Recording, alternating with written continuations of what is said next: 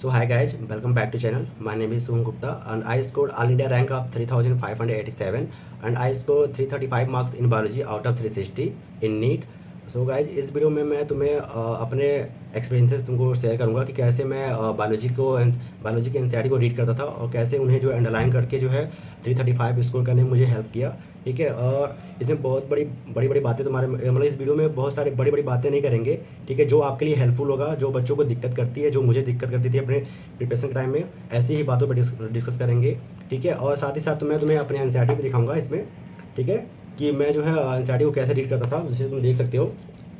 ठीक है, कि मैं कैसे रीड करता था और कैसे अंडरलाइन किया करता था। ठीक है, चीज़ों को और किन पॉइंट को ज़्यादा ध्यान दिया था करता था और स्टिकी नोट्स कैसे बनाते थे और एनसीईआरटी में जो इंपॉर्टेंट्स लाइन दी हुई हैं उनको साइड में कैसे कहाँ पर कैसे लिखता था, किन इंपॉर्टेंट पॉइंट्स को ज़्यादा ध्यान देता था। ठीक है, इन सब चीज़ों पे इस वीडियो में बात करेंगे, तो वीडियो एंड तक देखना क्योंकि आपके लिए बहुत ही हेल्पफुल होगी, क्योंकि इसमें बहुत बड़ी बड़ी चीज़ें नहीं बात करेंगे जो आपके लिए हेल्पफुल है। ठीक है, और एनसीईआरटी में दी हुई हैं जो ऑथेंटिक है, जो आपके लिए हेल्प करेगा, जो मुझे हेल्प की 335 मार्क्स स्कोर करने में।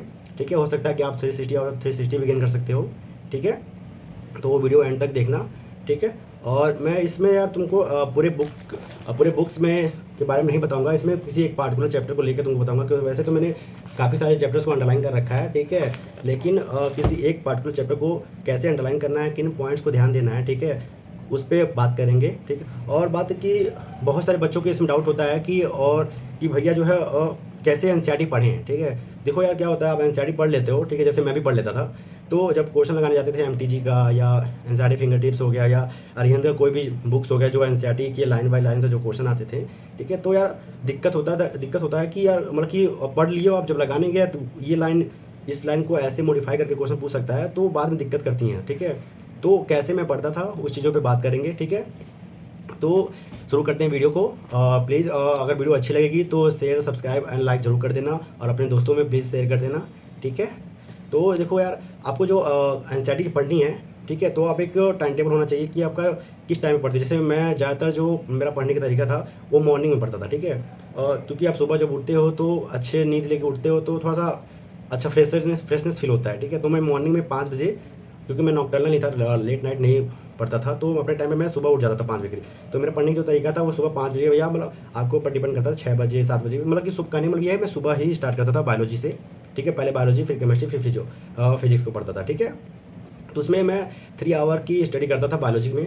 ठीक है, तो आपको क्या करना है कि जो बायोलॉजी है, जो चैप्टर से मान लीजिए कोई लेक्चर वगैरह देख रहे हो तुम किसी कोचिंग से हो, तो जैसी बात है लेक्चर अटेंड किए होगे या ऑनलाइन हो चाहे ऑफलाइन हो, जो भी चैप्टर आपको पढ़ा दिया जा रहा है क्लासेज में, ठीक है, उनको एक बार आप आकर क्या करेंगे, उस चीज़ को एनसीईआरटी को अपने एनसीईआरटी की लाइन से रीड करेंगे आप। ठीक है, अब मैं तुमको बताता हूँ कि कैसे तुमको रीड करना है। ठीक है, जैसे कि ये है, जैसे कि बात कर लेते हैं किसी पार्टिकुलर चैप्टर, जैसे कि तुम्हारा लिविंग वर्ल्ड चैप्टर है। ठीक है, इसको मैं कैसे अंडरलाइन करता था इस पर डिस्कस करेंगे। जैसे मान लो व्हाट इज लिविंग, ठीक है, तो आपका जो है इसमें 2 तरह क्वेश्चन बनते थे कि लिविंग की जो लिविंग थिंग्स होती है, लिविंग जो बॉडी होती है उसकी प्रॉपर्टी क्या होती है। ठीक है, कैरेक्टरिस्टिक क्या होती है, तुमने अगर एनसीईआरटी पढ़ी होगी अच्छे से तो तुम्हें पता होगा। लेकिन इसका 2 क्वेश्चन, एक तो कैरेक्टरिस्टिक्स ऑफ लिविंग थिंग्स और एक बनता defining features of living things. दोनों में 2 डिफरेंसेस थे। ठीक है, जैसे डिफाइनिंग फीचर्स में तुम्हारा क्या था, सेलुलर ऑर्गेनाइजेशन था तुम्हारा, defining features of living form था, कॉन्शियसनेस तुम्हारा जो था living defining property of living things था।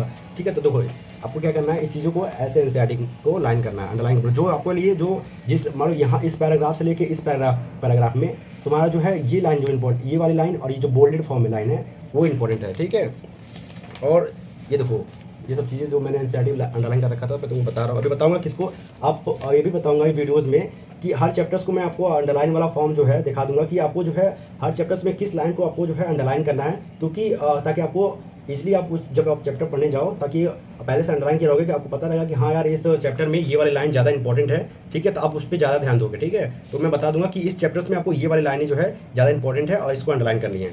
जैसे कि ये देखो, ठीक है, और देखो मेरा पढ़ने का तरीका ये था कि मैं क्या करता था, जब भी कोई भी न्यू चैप्टर स्टार्ट करता था तो उसमें मैं पूरे थ्रोली जो है एक बार उस चैप्टर को एक बार में रीड करता था। पहले मेरा जो पढ़ने का तरीका था कि मैं भले वो समझ आए ना समझ आए, बस होता नहीं बोलते हैं लोग यार टीचर्स को कि रीड करो चैप्टर्स को या रीड करो बुक्स को। ठीक है, तो मैं क्या करता था उस चैप्टर्स को एक बार रीड कर लेता था, जो भी आपका 5 मिनट 10 मिनट में रीड समझ नहीं आता है, समझ रहा हूँ, लेकिन क्या करें फिर उसके बाद रीड करने के बाद तुमको ये लग जाएगा कि अंदर जो है क्या क्या चीज़ें आने वाली हैं। ठीक है, क्या कि रीड करोगे तो जैसी बात ना चूतिया है नहीं, इंसान की समझ नहीं आएगा कि एक्चुअली अंदर है क्या। तो एक्चुअली ये होता है कि हाँ अंदर क्या चीज़ आने वाली है वो चीज़ दिमाग में हो जाती है। फिर उसके बाद जब एक बार रीड कर लोगे उसके बाद क्या करोगे आप, फिर से जो है उस चीज़ों को जो है फिर से धीरे धीरे पढ़ो। जैसे मान लो ये स्पीसीज है, जीनस है, फैमिली है, ठीक है। तो उसमें जो है जैसे इसमें मैंने अंडरलाइन कर रखा है the fundamental similarity as a species based on the distinct morphological differences, ठीक है। तो इनको जो है जैसे मान लो जीनस है, genus comprises of group of related species which has more character in common in comparison to the species of others.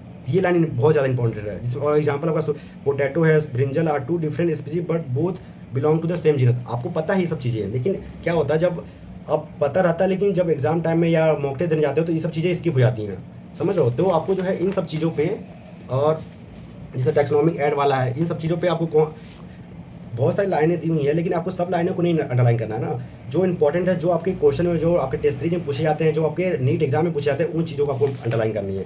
जैसे ये वाला ये लाइन तुम्हारा जो है बॉटनिकल गार्डन वाले में ये सब ये तुम्हारा इंपॉर्टेंट है। जैसे कि ये तुम्हारा जो है लिविंग प्लांट हो गया, म्यूजियम में तुम्हारा जो म्यूजियम का पूरी जो लाइन है उसमें से 5-6 लाइन इंपॉर्टेंट है। तुम्हारा की वाले में पूरा जो है ये जो की दिया हुआ है इसमें पूरे लाइन ही इंपॉर्टेंट है, क्योंकि इससे जो है आपका जो अलग अलग जगह पे स्टेटमेंट वाइज क्वेश्चन बन सकते हैं। या इसको मॉडिफाई करके नॉट लगा सकता है, यस लगा सकता है। उसमें जो मतलब कि तुम्हारा नॉट और नॉट ऐसा नहीं होता कि सही, मतलब कि क्या ये स्टेटमेंट सही है या नहीं सही है, ऐसे क्वेश्चन पूछ सकता है, समझ लो।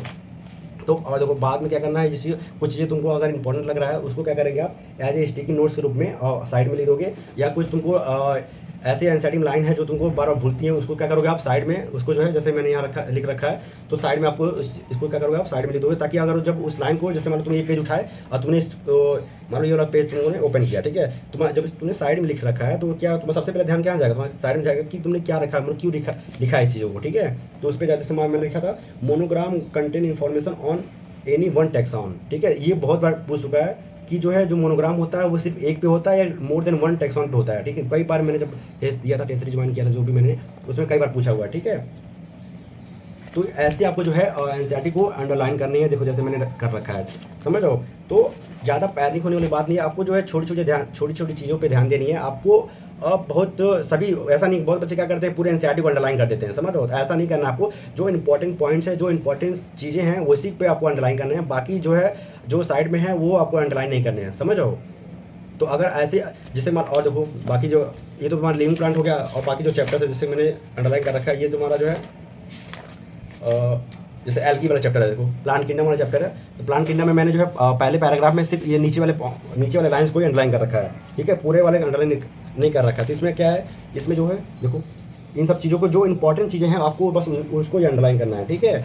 तो मैं जो आगे वाले वीडियोस आएंगे मेरे, उसमें मैं आपको ऐसे बता दूंगा कि आपको जो है 3 चीज़ों को अंडरलाइन करनी है। देखो मैंने सब पे नहीं अंडरलाइन कर रखा है, हाईलाइटेड पेन यूज़ किया है कि ऐसा आपको क्या करना है कि हाईलाइटेड अलग अलग पेन यूज़ करना है, हाईलाइटेड पेन यूज़ करना है, ताकि आपको डिफरेंस कर सको कि कौन सी लाइन ज़्यादा इंपॉर्टेंट है, कौन सी लाइन जो है और एग्जाम्पल के फॉर्म में। जैसे जो एग्जाम्पल वाला था उसके लिए मैं अलग पेन यूज़ करता था, और जो पूरे लाइन वाली चीज़ें हैं उनको अलग पेन से यूज़ करता था, समझ लो। और याद करने तरीका क्या है कि यार तुमको क्या करना है, इन सब चीज़ों को अंडरलाइन करने के बाद एक प्रॉपर टाइम बनाना है, उसमें आपको क्या करना है उन चीज़ों को फिर से दोबारा रिपीट करना है, और एक स्टिकी नोट बनाना है। चाहे स्टिकी नोट जो है जैसे मैंने स्टिकी नोट की जगह अगर नहीं बनाया तो साइड में लिख दिया है, समझ लो। तो इसको आप साइड में लिख सकते हो, कुछ इंपॉर्टेंट चीज़ें हैं या बाहर से मिल रही हैं उनको आप साइड में लिख सकते हो, ठीक है। तो यार ऐसे आप बायोलॉजी पढ़ोगे तो एक ऐसा नहीं कि अब एक ही बार में आपको आ जाएगा। तो ऐसे अगर लगातार आप पढ़ते रहोगे, रेगुलर आप पंचुअलिटी बनाए रखोगे, ठीक है, तो डे टू डे लाइफ में क्या होगा, धीरे धीरे आपके अंदर इंप्रूवमेंट आएगा और आपको एंग्जाइटी अपने आप ही जो है दिमाग में रिकॉल होने लगेंगी, समझ रहे हो। Okay, thank you. और वीडियो अच्छी लगी तो प्लीज़ शेयर सब्सक्राइब जरूर कर देना, और जो है और चैनल को फॉलो कर लो, ताकि जो आप जो फ्यूचर में वीडियो डालूँ तो आपके ऊपर नोटिफिकेशन आ जाए।